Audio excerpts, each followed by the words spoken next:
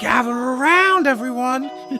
Anthony is doing a Sketchbook Tour. Hello, everybody. Welcome back to whatever I do on this channel. I am Anthony. I am a character designer, a teacher, a father, and an emotional man. Today, I am doing another sketchbook tour. This is a super awesome sketchbook. These are the sketchbooks that I designed and I actually sell on the internet for profit. You should buy them. Today, we are reviewing a sketchbook that I did in the year of our Lord, 2025. I draw a lot. Instead of telling you all about it, we're just gonna jump into it. I have this thing, if I move this just ever so slightly, I have this thing called the Chaotic Draw Along, and we have Chaotic Draw Along prompt cards. We pulled 3 prompt cards: Riding, Be, and Ready for Battle. This is pretty self-explanatory. This is just me fumbling through the dark, trying to find an image. I really like the idea of all of this, but I've never committed this further to anything else. What came out of this, though, was some conversation with some friends where I came up with the idea of a life coach who misreads every situation. I thought that was funny. That could be a great comic. And then I thought of a buddy comic where there's a guy who has a friendship with a sleep paralysis demon, but it's more of a one-sided friendship. You never know where you start and where you finish. This was just a page of sketches. As creepy and strange as I can be, I love to draw nature in organic shapes. I love to take a marker and just start doodling. Sometimes I look at pictures, sometimes I don't look at pictures. These are giant mushrooms with like a bridge sort of thing. I just love the idea of making, artists call them marks. I say messes. I like to make messes on the paper and then just get my hand in my brain talking to each other because they don't like to talk. This was a Freaky Friday live stream event that I hosted with Lee White over at svslearn.com, where I sometimes help out, and I'm just an extra instructor over there sometimes. We were drawing boats. I don't draw a lot of boats. I thought boats were kind of cool, but also super hard to draw, but kind of fun to draw. This is where I started to feel more me, but I just found some colored pencils and instead of trying to draw every single line, I just started to draw or block in the shape. I've not returned to drawing boats. I don't think I'm a boat artist, but boy, I really like where I got to on this. The idea that we can discover something new about our creative process, and we can do it in a sketchbook where it's safe, and if you hate what you make, you can rip it out. I think that's really fun. Moving on. I teach art. I love to teach. It's one of my favorite things. I'm a father. I'm a father of 3 beautiful children, and I have a dog who pees on the carpet. I'm not a great dog father, I guess. But I'm teaching here how to draw the human face, but thinking of the skull below all of the skin and features and hair and all of that sort of stuff. This is a drawing of my adorable little pal, Wally. Wally was one of the very first characters that I created when I really got into character design and was trying things like outside of like superheroes, because I went through a superhero phase. I still have superhero underpants. Page of sketches. This is a beefy Thor. These are piranhas with like little mechanical legs. This is a Pickle King with a little tush. I like to grab these pens and just build lines and build texture. There's a freedom that you can get out of this. I hope my editor doesn't put the freedom thing from Braveheart up. Freedom! This is another piranha with mechanical legs. These legs are real garbage though, guys. If I was you, I wouldn't draw those because they're not good. We have Dancing, Old Man, and Demon. These are 3 Chaotic Draw Along prompt cards. I love the idea, ultimately, of where I got to, where there is an old demon watching television from hell, and he's watching Dancing with the Stars. It just felt really stupid, which is why I had to do it. This is somebody in my live stream threw out the idea of a duck jockey. So ignorant duck, and then there's a jockey.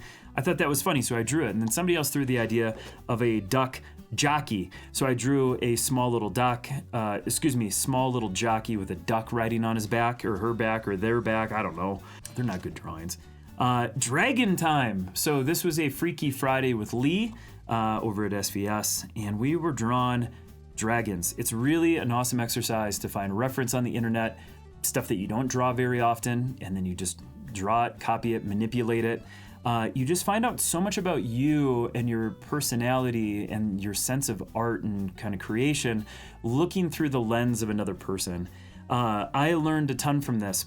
Particular was when I'm drawing these long shapes, putting these like right angles in here just felt so good. And this is stuff that I've added into my personal work afterwards.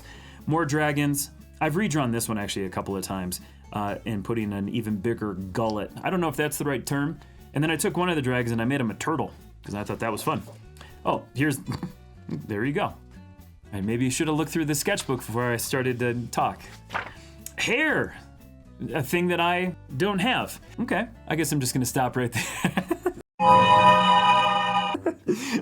On Wednesdays, like I said, I teach over on my Twitch live streams. We call it a Wednesday workshop. I think drawing female hair, long hair, could be man hair too, I think is really hard. So what I really wanted to do in front of the live studio audience was deconstruct the shapes of hair and how we can get brushstrokes, line weights, shapes, thinking about the forms and things like that.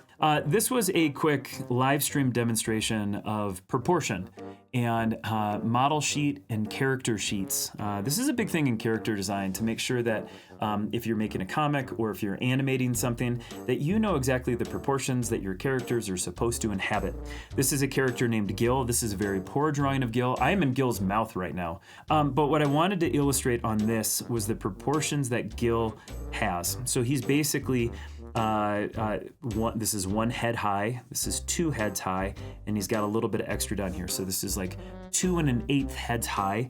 But I know every time I draw him, I'm going to proportion his entire ridiculous body to be 2 1/8 head high.